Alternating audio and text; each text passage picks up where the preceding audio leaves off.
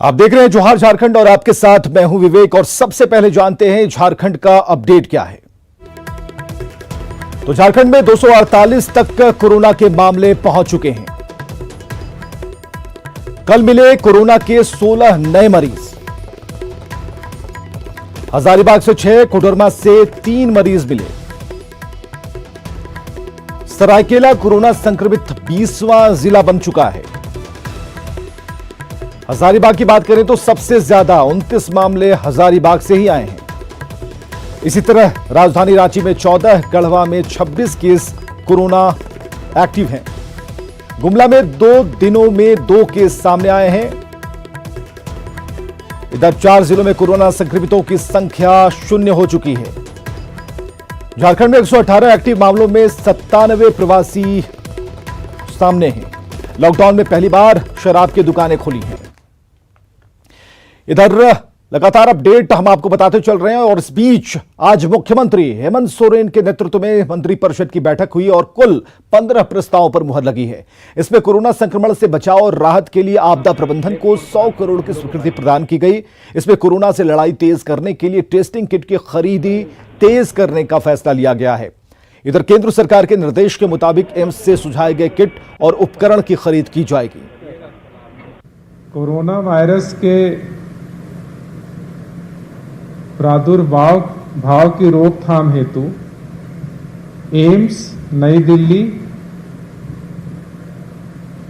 या भारत सरकार के द्वारा टेस्टिंग किट इलाज हेतु किसी भी संस्था से उस निर्धारित दर पे आप खरीदा जा सकता है।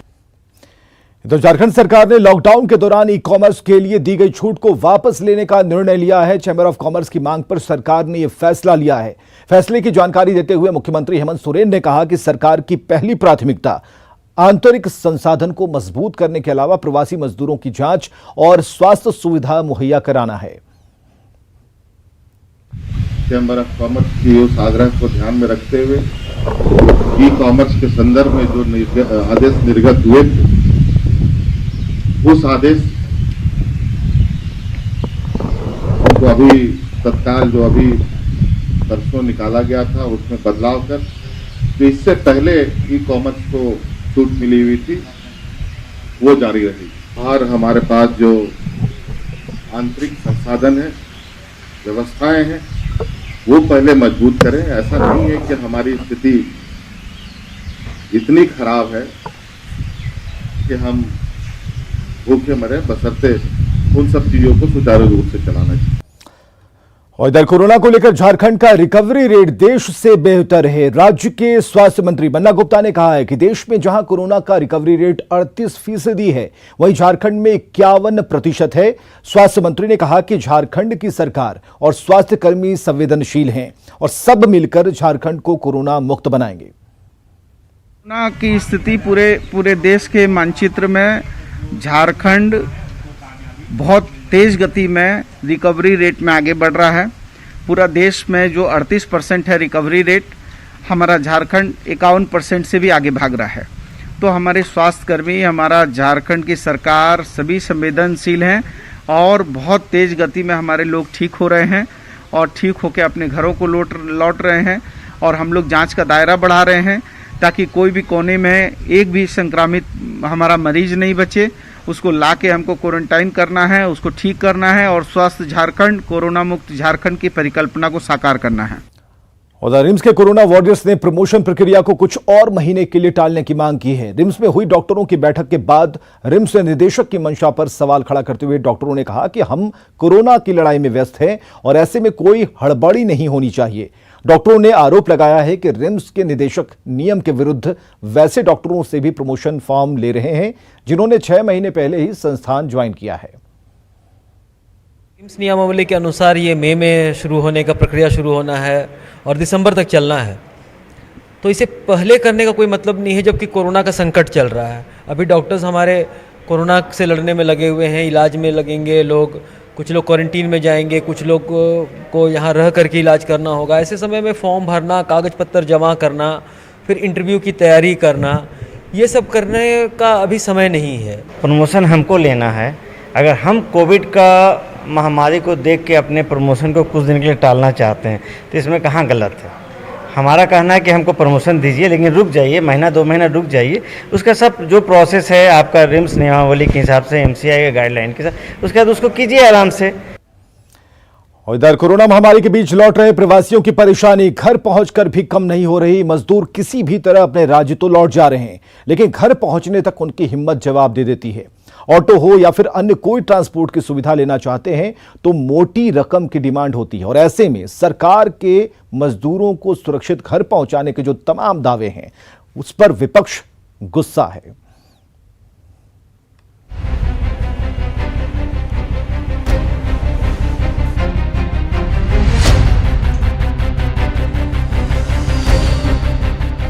एक तरफ कोरोना संक्रमण का खतरा तो वहीं दूसरी तरफ सुविधाओं का अभाव। ऐसे में किसी तरह जान बचाने के लिए अपना सब कुछ छोड़कर घर की ओर निकले प्रवासियों की पीड़ा अंतहीन हो चुकी है। प्रवासियों के पास न पैसा है और न ही सरकार की सुविधा जिसके बल पर वो घर पहुंच सकें। परेशानी यही है, जो हम लोग चेन्नई से बस करके आए हैं, किराया देके यहाँ आने के बाद बोल रहा है कोई सुविधा नहीं है, यहाँ से घर जाने के लिए हम लोग कैसे जाएंगे घर। संजीव की तरह हजारों मजदूर इन दिनों इसी तरह परेशानी से गुजर रहे हैं। राजधानी के कांटा टोली बस स्टैंड में ऐसे सैकड़ों मजदूर हैं जो फंसे हैं, पैसे के अभाव में अपने ही राज्य में प्रवासी बनने को मजबूर हैं। इधर प्रवासियों की परेशानी को देखते हुए विपक्ष हमलावर है। राज्य से बाहर हैं, उनको झारखंड में लाने की जो मंशा होनी चाहिए थी वो मंशा उनके सामने नहीं है। कुल मिलाकर हम कह सकते हैं कि झारखंड की सरकार चरमराई हुई है, डगमगाई हुई है और शून्यता की ओर बढ़ रही है।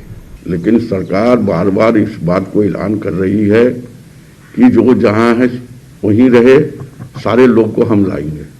इस पर भी वो लोग नहीं समझ पा रहे हैं, इसलिए वो अपना पैसा लगाकर ट्रैक से इधर उधर से आ रहे हैं, पैदल भी आ रहे हैं, साइकिल से आ रहे हैं।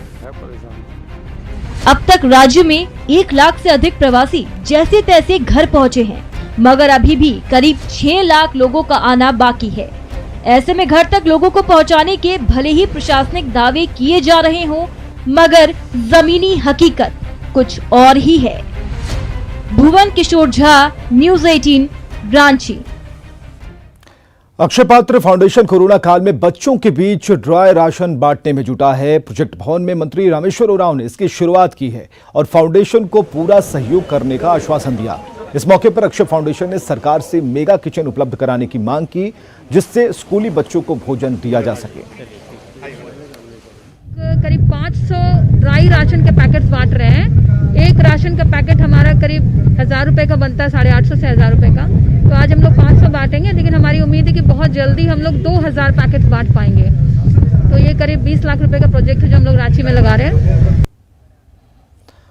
और सरकार के खाली खजाने को भरने के मकसद से आज प्रदेश भर में शराब की दुकानें खुल गई। हालांकि पहले दिन बाजार में बोतल की वो नाच देखने को नहीं मिल रही जिसकी सरकार ने उम्मीद लगा रखी थी, लेकिन बिक्री को लेकर सरकारी भरोसा पक्का है।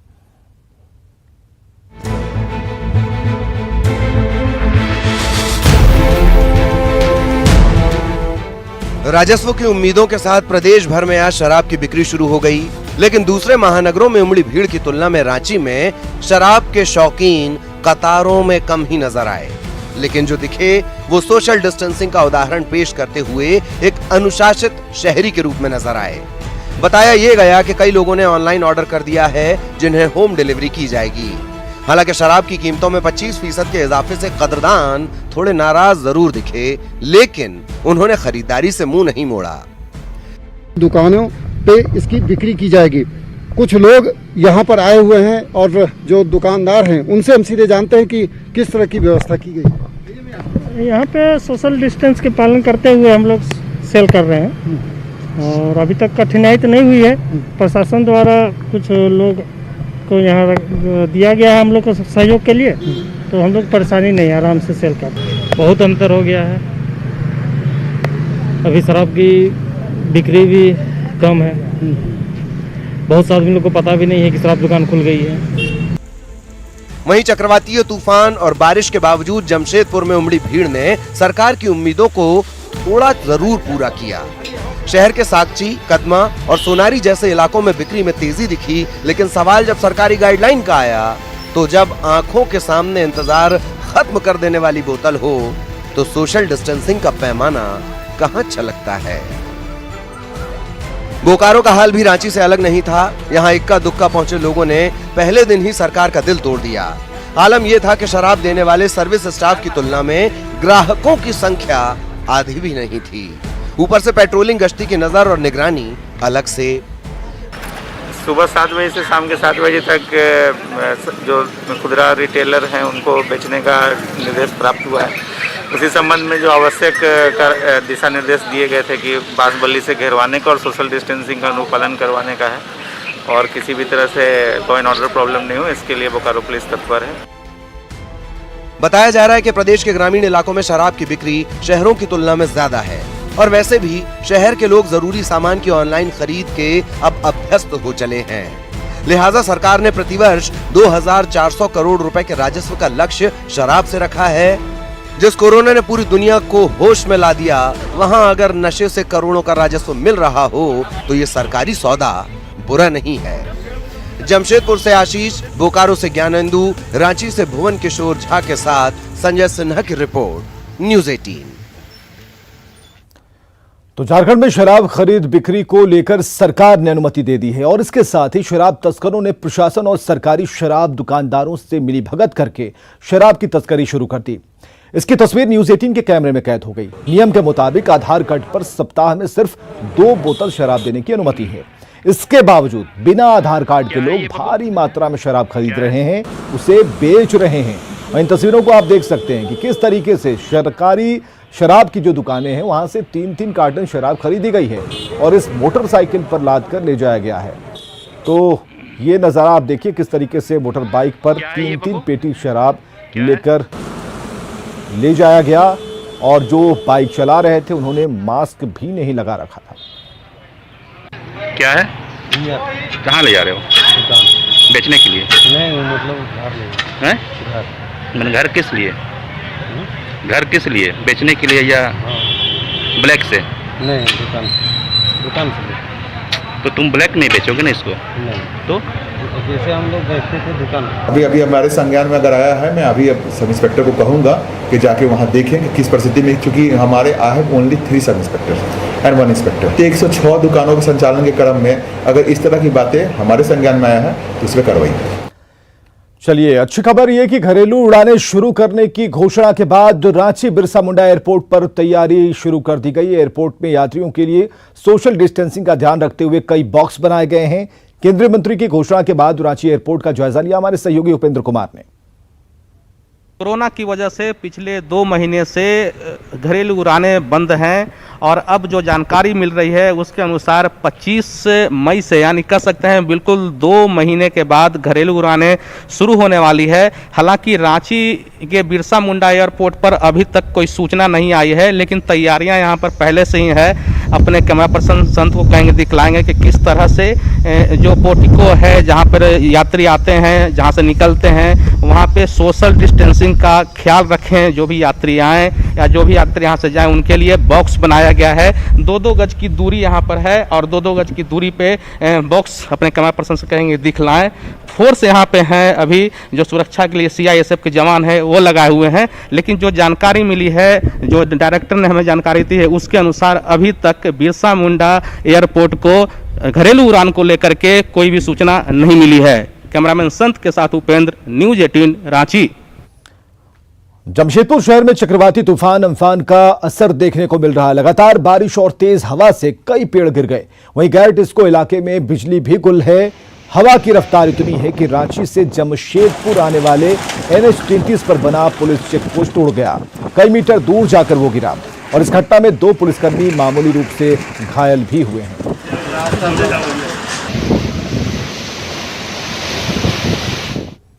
तो चक्रवाती तूफान अम्फान का झारखंड में असर होना शुरू हो गया है, लेकिन उसके पहले ही इसका प्रभाव भी दिखा।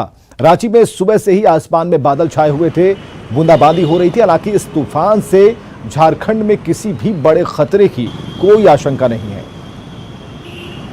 हमारा झारखंड का जो इम्पैक्ट है झारखंड के ऊपर, जब लैंडफॉल होगा आज इवनिंग में, तो उसका जो जमशेदपुर से डिस्टेंस रहेगा करीब 240 किलोमीटर और रांची से 350 किलोमीटर लैंडफॉल के पॉइंट से डिस्टेंस रहेगा।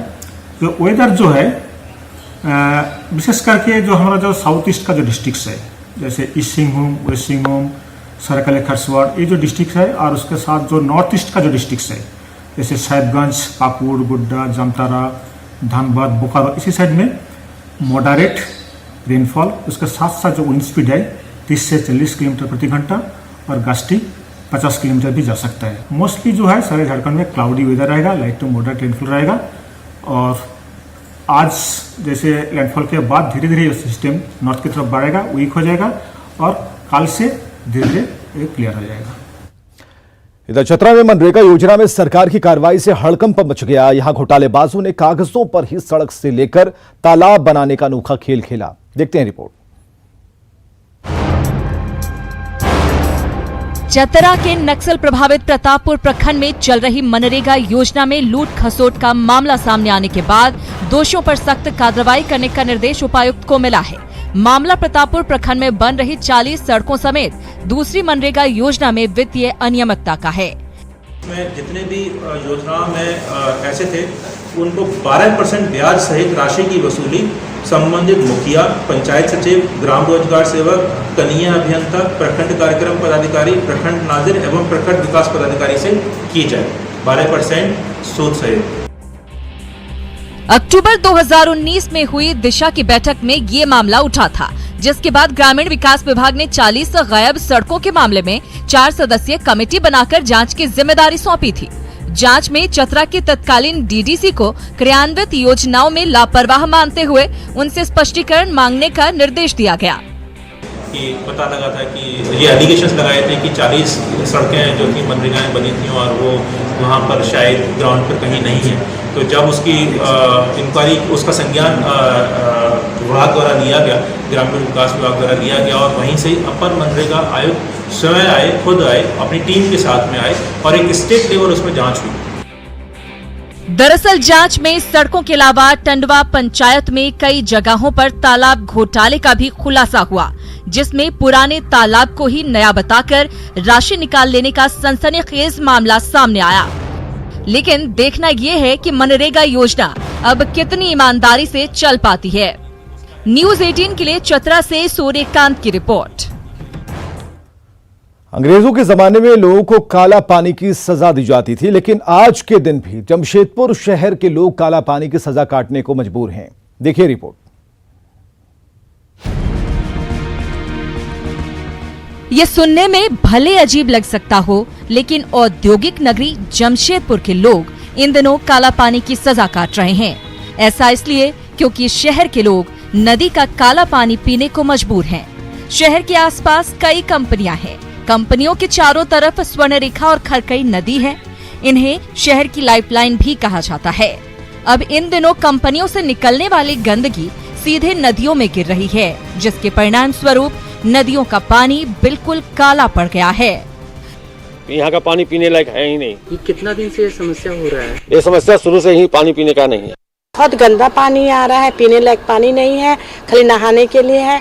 बल्कि वो सब्जी भी नहीं धोते हैं उससे, खाली नहाना धोना, कपड़ा धोना, बस। इसका पानी में कलर थोड़ा प्रॉब्लम आ रही है, महकता है पानी और बोल रहे जिसको का पानी, लेकिन ये जिसको का पानी नहीं सर। इसके लिए थोड़ा आप हेल्प करें कि पानी हम लोग को स्वच्छ मिले पीने के लिए। अभी ऐसे ही कोरोना चल रहा है। इधर स्वर्णरेखा नदी में प्रवाहित हो रहे काले पानी की वजह से मोहरदा जलापूर्ति योजना को बंद करना पड़ा। नदी के पानी में इतनी गंदगी है कि उसे पीने लायक बनाना असंभव है। यही कारण है कि जिसको पेयजल आपूर्ति का ट्रीटमेंट प्लांट भी बंद करना पड़ा। अब लोग गंदे पानी को ही पीने के लिए मजबूर हैं। ऐसे में विधायक सरयू राय विशेष पदाधिकारियों के साथ निरीक्षण करने पहुंचे। वो पानी किसी रूप से बाहर नहीं आना चाहिए, नाले में नहीं आना चाहिए। आप उसका इंतजाम अपने ही परिसर में करिए, वहाँ उसको फिल्टर करिए, साफ करिए और उसका इस्तेमाल फिर से अपने फैक्ट्री में धोने के लिए, पहुँचने के लिए जो करते हैं आप उसको करिए। हालांकि गंदे पानी को लेकर चिंता इसलिए भी बढ़ गई है क्योंकि लोग इसका सेवन कर रहे हैं। गंदे पानी के सेवन से उन्हें कई बीमारियां हो सकती हैं। अब ऐसे में जहां लोग कोरोना महामारी से लड़ रहे हैं, वहां अन्य बीमारियां भी दस्तक दें, इससे पहले कोई रास्ता जरूर निकाला जाना चाहिए। न्यूज़ 18 के लिए जमशेदपुर से आशीष कुमार तिवारी की रिपोर्ट। और आगे खबरें लगातार जारी हैं, आप बने रहिए न्यूज़ 18 बिहार झारखंड के साथ।